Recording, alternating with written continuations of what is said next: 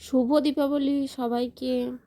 এবছরে যে নতুন ধান উঠেছে সেই ধান ভেঙে চাল তৈরি করে চাল ভিজিয়ে সেই চালকে বেটে এই 5টা প্রদীপকে বানাতে হয় হাতে করে।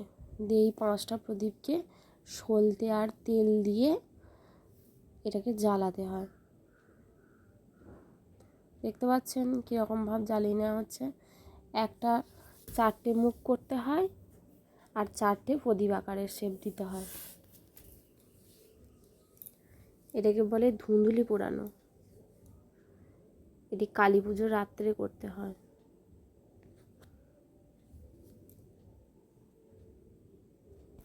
বন্ধুরা, কাদের কাদের বাড়িতে এই জিনিসটা হয় একটু কমেন্ট করে জানাবেন। আর আমার ভিডিওটা যদি ভালো লেগে থাকে তাহলে লাইক কমেন্টস করে দেবেন। সব প্রদীপগুলো জ্বালানো হয়ে গেছে। এরপরে যেই ধান মানে ঝাড়া হয়েছে সেই নতুন খড়, এগুলো নতুন খড়কে দিয়ে পুড়াতে হয়।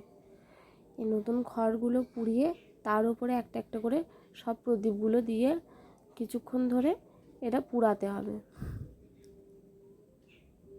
দিয়ে পুড়িয়ে তারপরে আর এই আগুনের তাতটা গায়ে সেঁকতে হয়, হাত পাগুলো সেঁকতে হয়, তাহলে বলে হাত পা ফাটে না। শীতকালের দিনে তো একটু মানুষের হাত পা ফেটে যায়, সেরকম আর কি হাত পাটা ফাটে না এই আগুনের তাপটা যদি নেওয়া হয়।